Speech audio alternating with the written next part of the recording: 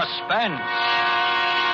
Tonight's Suspense brings you an all-star cast of Hollywood's finest radio players in the premiere of a remarkable story by Ray Bradbury called Riabouchinska.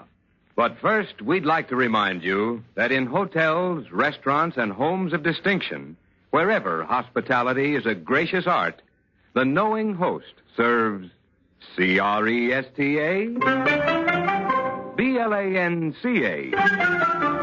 Cresta Blanca. Cresta Blanca. Cresta Blanca. Yes, the famous name of Cresta Blanca is a symbol of good taste and good living, wherever discriminating people gather.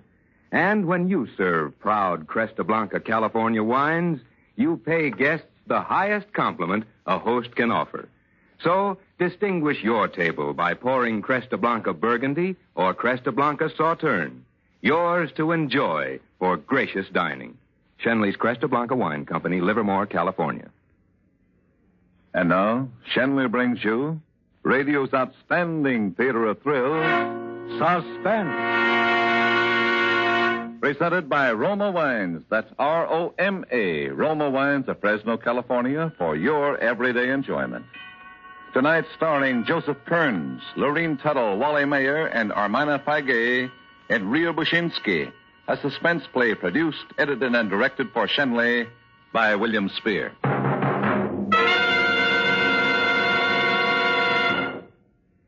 Mr. Ockham had a look about him in death as he had had in life. A general appearance which might prompt one to say, there's a man who will one day be stabbed, or shot, or booted in the head. And although Mr. Ockham had not met his end in any of the aforementioned ways, he had been strangled, and he was dead. Dead on the floor of a theater cellar.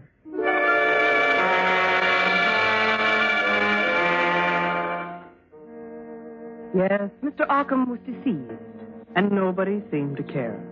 Nobody but Detective Lieutenant Krovich, who'd been sent down to have a look around. On a table he saw a small, polished bronze box with certain words on the lid which read, Riabouchinska, property of John Fabian, world's greatest ventriloquist. Krovich looked from the box to the three figures standing stiffly before him. They were John Fabian, ventriloquist, Alice, his wife, and Bernard Douglas, Fabian's press agent. As Krovich lit his cigar, it happened. Please let me out. Oh, please let me out.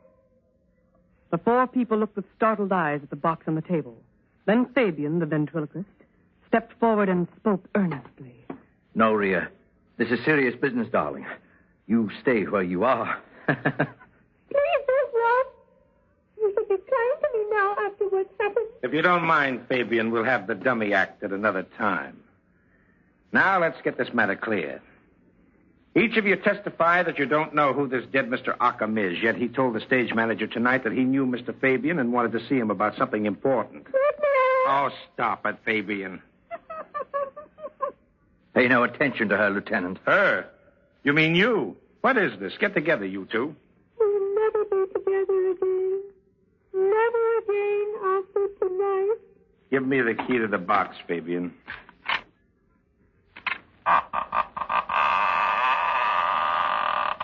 Thank you.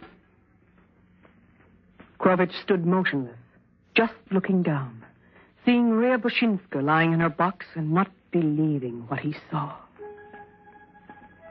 He thought, there were nights in life when you dreamed, and this is what you dreamed. There were women you saw in life, far down the street, walking, fragile, far away, unattainable, and this tiny figure was one of them. There were voices that you heard singing high in a dark church loft, voices that made the candle flames shudder and dance to every cadence. And this was one of those voices. On a summer afternoon, you watched a spider gracefully spinning its cloudy web.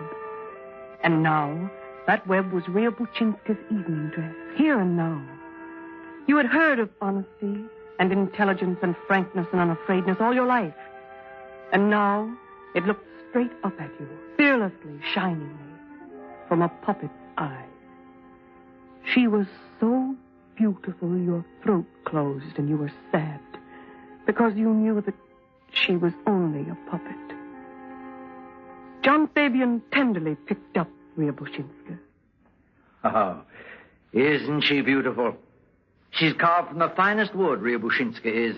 She's appeared in London, Paris, Rome, New York. Everyone in the world knows her and loves her. Many people question Riabouchinska's authenticity. They think she's really alive, that she's a midget. People just cannot believe she's constructed of wood. John Fabian's wife, Alice, stood glaring at her husband with a look of pure hatred. But he was aware of no one but the lifelike figure he held in his arms. And speaking to him, it said, Please don't go on about me, John. Alice doesn't like it. Alice has never liked anything about you, Ria. Not here and not now, John. Tell me, Lieutenant, how did it all happen? I mean, about poor Mr. Occam. What is this? You'd best return to your box, Riabouchinska. But I don't want to. I have as much right to listen and talk. I'm as much a part of this murder as Alice. Or Mr. Dawkinson. Don't drag me into this, you little witch. And the manner in which he replied made it obvious that Riabouchinska was more than an illusion to him, for he reacted to her as to a real person. It's just that I want the truth to be told. And if I'm locked in my bronze casket, there will be no truth. For John Fabian is a consummate liar, and I must watch him. That's right, isn't it, John? Yes, I imagine it is. John loves me best of all the women in the world. And I love him. And try to understand his wrong way of thinking. We're wasting time. If you think you'll interfere with my investigation, Fabian... Lieutenant, I am helpless. But she's in your throat. No. She is in my heart, which is much deeper. Sometimes I'm powerless. Sometimes she is only herself. Nothing of me at all. Sometimes she tells me what to do, and I must do it. She watches over me, reprimands me, is honest where I am dishonest, ethical where I am wicked as old sin. She lives her life, I live mine. She's raised a wall in my head between herself and me, and she lives there, ignoring me if I try to make her say improper things, but cooperating if I suggest the correct words in pantomime.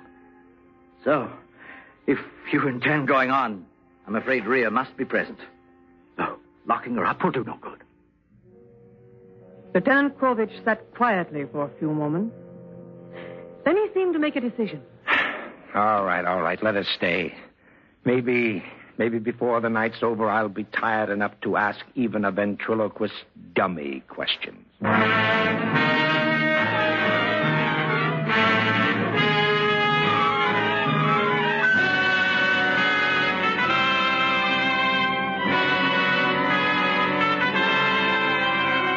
For Suspense, Roma Wines are bringing you Riabouchinska. Roma Wines' presentation tonight in radio's outstanding theater of thrills, Suspense.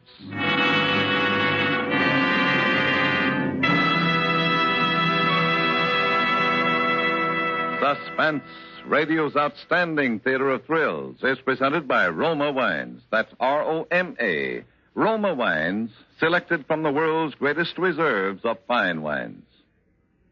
Some hosts have a way of making you feel completely welcome whenever you drop in for a visit. Theirs is the kind of hospitality that says, come in and make yourself at home. Well, such is the hospitality of millions of Americans who always keep Roma California wines on hand. For Roma wines lend sparkle and companionship to any occasion. And there's a Roma wine to please every taste. For friendly entertaining, serve nut-like golden amber Roma sherry, rich red Roma port, or mellow flame-bright Roma muscatel.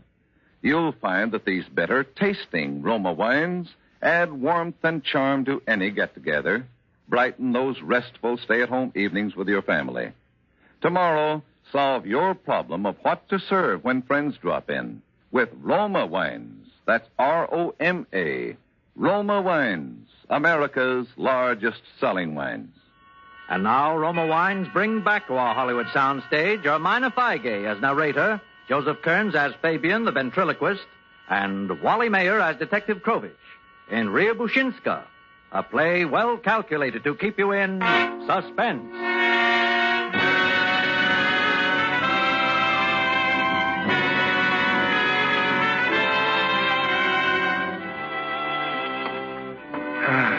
Once more, Mr. Douglas, do you recognize the dead man? No. He looks somewhat familiar.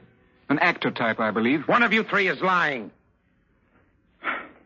From the condition of Occam's shoes, his worn clothing, he needed money.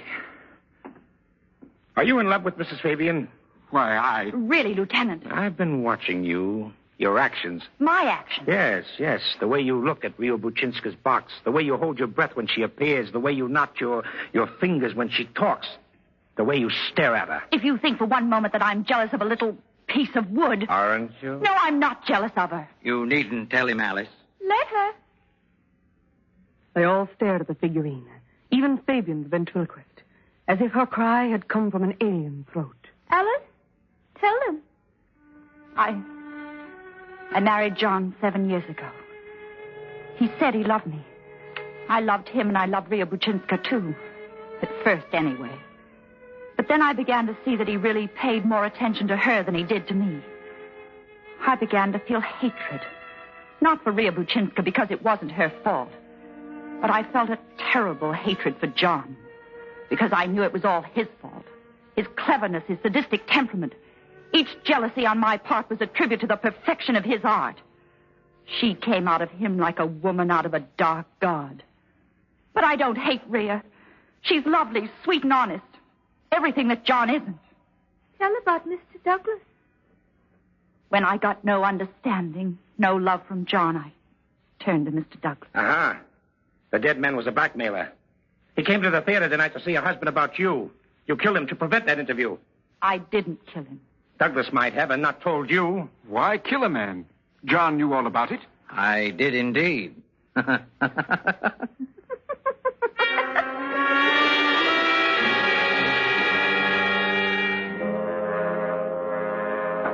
The next day, Lieutenant Krovich was back. Yes, come in. Fabian, I have something here which might interest you. With a tight grin in his face, Lieutenant Krovich held out the photograph of a woman. Fabian stared at the shiny picture before him, and then he fell back in his chair. He shut his eyes as if with a great ache in his head. Krovich turned the picture over carefully and began to read from the typewritten data on the back. Name, Ilya Riamansk. Weight 100 pounds, blue eyes, black hair, oval face. Born 1914, New York City. Disappeared 1934. Believed a victim of amnesia, of Russian Slav parentage. Oh, no. You know, Fabian, it was pretty silly to go through the files for a picture of a ventriloquist dummy. They all laughed at headquarters. And yet, here she is, Riabouchinska. Not papier-mâché, not wood, not a puppet. But a woman who once lived and moved about and disappeared. Take it from there, Fabian. Well, Lieutenant, there's nothing to it. I saw her picture long ago. Liked her looks and copied my puppet after her. Nothing to it, huh?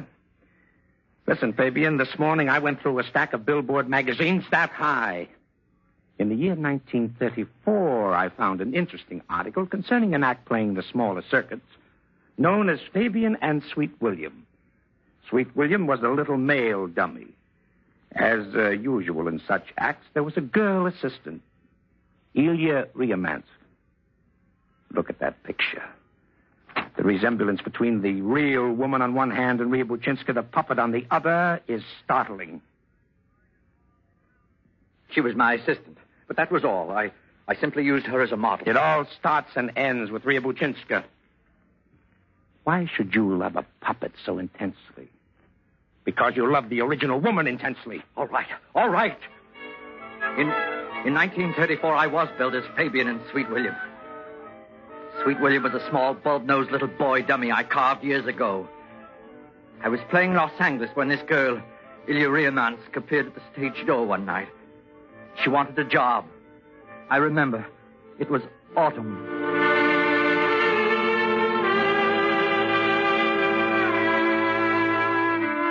John Fabian remembered Ilya Remenant in the half light of the stage alley. He remembered how startled he was at her fresh beauty, her eagerness, the way the rain, when it came down through the narrow alley, caught in her dark hair and touched her feverish cheeks. She became his assistant, worked in the act, and in 4 short months, he who had always denied and scoffed at love became hopelessly loved with this woman. Then there were arguments, and things much more than arguments. Things done and said that were violent and unfair. He wanted her to marry him. She never quite accepted. He went into hysterical rages at her. Once he destroyed her wardrobe. That much she had taken. But it was somewhat different on that last night when he had shouted at her, taken hold of her, and slapped her brutally 3 times across the face.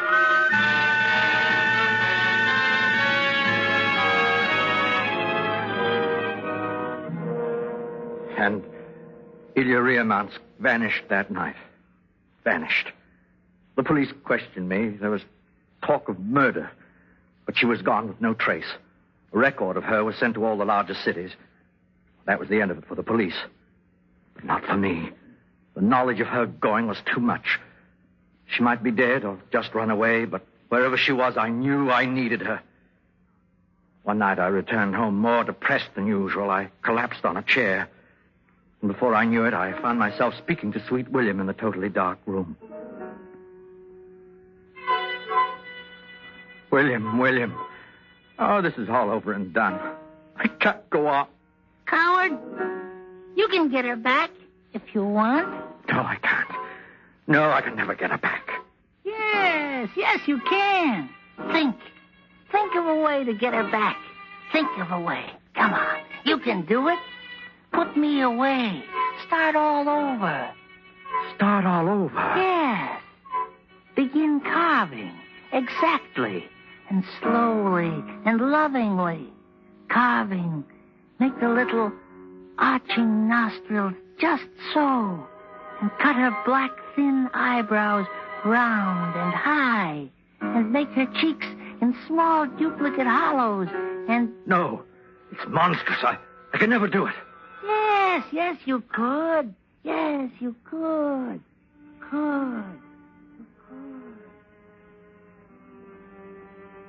And the voice faded away like a water ripple in a dark cave. Blackness rushed over Fabian. His head fell forward. He whimpered. And Sweet William sighed. And then they both lay silent and solemnly unconscious.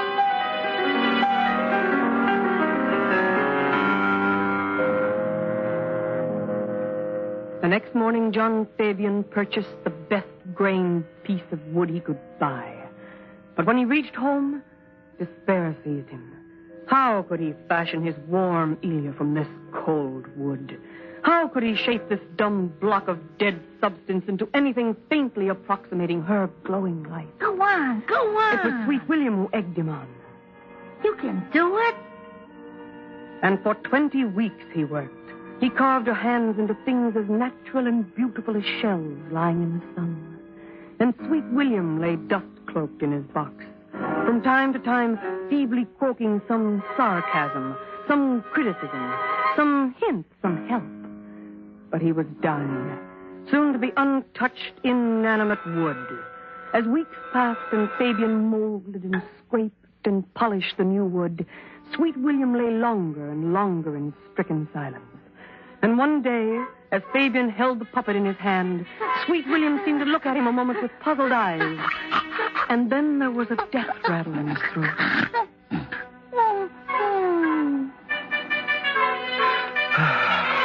And Sweet William was gone.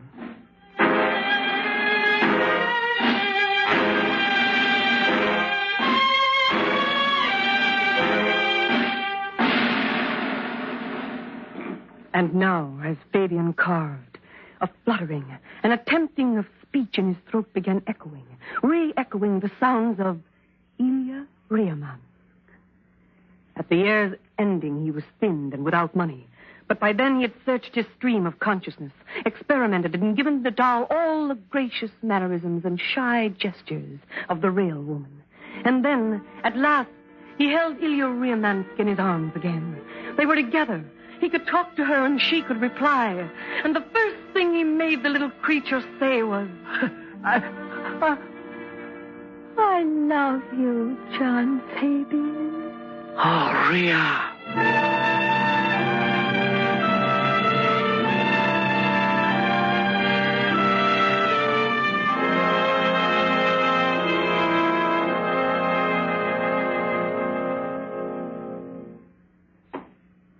I see. And your wife? Alice. She was another of my assistants. She did her work well. She loved me. I don't know why I married her. I see. What about the dead man, Arkham? I'd never seen him before until you showed me his body in the cellar. That's not true. Don't lie, John Fabian. Fabian's cheeks drained white and the bones jutted out tensely. The puppet spoke, looking straight at Krovich. John received the first blackmail letter a month ago. It said simply, Riabouchinska, born 1914, died 1934. Born again in 1930... Fabian seemed paralyzed, unable to answer. He had a trapped, helpless, insane expression. His lips trembled. He searched the room as if seeking some way out where a frustration and a truth did not wait to bar his way. Arkham threatened to expose me to the world. Go on. I wanted my love for Ilya kept to myself. What sort of a love would it be in the future if people really guessed the significance of my carving this figurine that talked and moved? People would laugh or be disgusted. Perverted, criminal mind, they'd shout. Ugly, horrible, revolting. And how could I play my love scenes with Ria anymore when they knew? Not when with every word I uttered, someone in the audience would nudge someone else and whisper, she lived once, you know, but disappeared. They say he killed her. They say he loved her. How much did Arkham want? $1,000 to start with. And more later. And so you killed him? No, I didn't kill Arkham, Lieutenant. I paid him $1,000. We found no money on him. Nevertheless, I paid him. Alice and Douglas must have heard our conversation. They've wanted to be rid of me for years now. I'm not blind. Alice saw a way of ridding herself of me and getting some money, too. Why, she's nothing but a... Just a moment. There's something I wish to say. And yet I can't say it. Krovich turned. He saw John Fabian's eyes widen in his head, as if a terrible conflict were raging, fighting within. His throat convulsed again and again, and lines cut deep in his cheeks, and the hollows of his face sank in. I was in the room when Mr. Arkham came. No, Ria. I lay in my box, and I listened, and I heard, and I know. No. Mr. Arkham threatened to destroy me, tear me up, burn me into ashes, if John didn't pay him $1,000. Liz. Then, suddenly... There came a falling sound. Mr. Arkham's head must have struck the floor. I heard Mr. Fabian cry out, swearing and sobbing all in one. I heard a hissing, gasping, choking, horrible sound. You heard nothing. You're deaf and dumb and blind and lifeless. You heard nothing. Your ears are calm. But they hear. And then the hissing, choking sound stopped. I heard John drag Mr. Arkham to the door, open it, and take Mr. Arkham down the stairs, under the theater, toward the old dressing room that hadn't been used in years. Down they took the man. It was a scene so incongruous, so impossible, so completely beyond the veil of sanity and reason that Krovich recoiled even as he watched. If ever in the time of the world the forces that manipulate man struggled one side against the other, this was the time. The shocked, pallid face of John Fabian wrenching, the horrible protrusion of the eyes, the clenching of the teeth as a censor, then relaxing again, the subtle move of the throat, and the high, sad, and accusative voice of Riabouchinska leaping from her tiny, shining lips. Fabian must have known what was happening, and yet he did not know. I'm not made to live this way. There's nothing for us now, anyway. 'Cause the world will know of us. Even when you killed him and I lay in my bronze box last night, I realized, we both realized that these were our last hours. Because while I've accepted your weaknesses and lies, I can't exist in murder. It couldn't have gone on. No one can live side by side with such knowledge.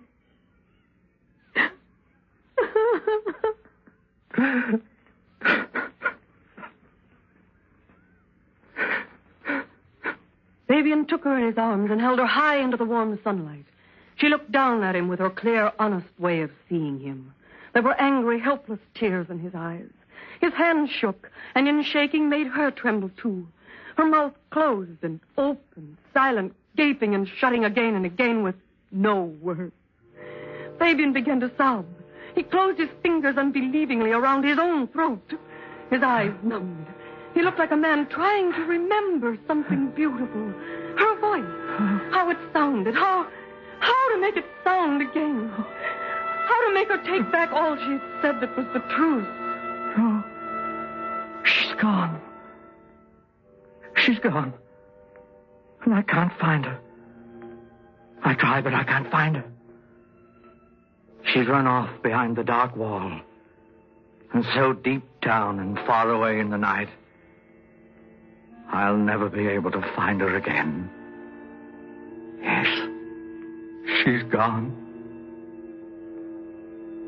Riabouchinska slipped bonelessly from his limp hand, folded over and glided noiselessly down to lie upon the cold, dirty floor. Her eyes closed, her mouth gently sealed. Fabian didn't even look at her as Krovich led him away.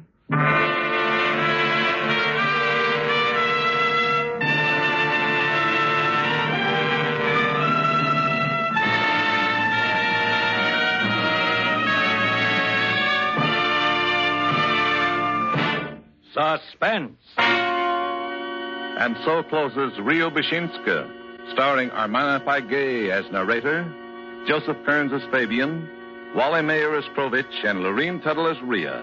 Tonight's study in suspense, presented by Roma Wines. That's R-O-M-A. Roma Wines, America's largest selling wines.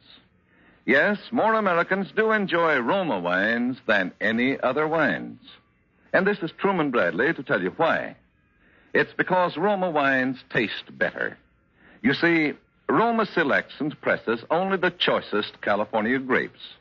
Then, with ancient skills and unmatched wine-making resources, Roma master vintners guide this luscious grape treasure unhurriedly to tempting perfection.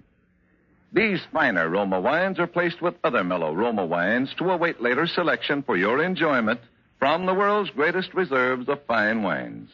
This weekend, give your family and friends a surprise. Serve delicious Roma California Sherry. Roma Sherry is a glorious gold and amber wine, soft and mellow on the tongue, with a delightful nut-like taste that's a perfect invitation to dining pleasure. And remember to insist on Roma. That's R-O-M-A, Roma Sherry, because more Americans enjoy Roma wines than any other wines. Tonight's suspense radio play was by Mel Donnelly from a short story by Ray Bradbury. Be sure to listen next Thursday, same time, to Suspense. Produced and directed by William Spear for the Roma Wine Company of Fresno, California.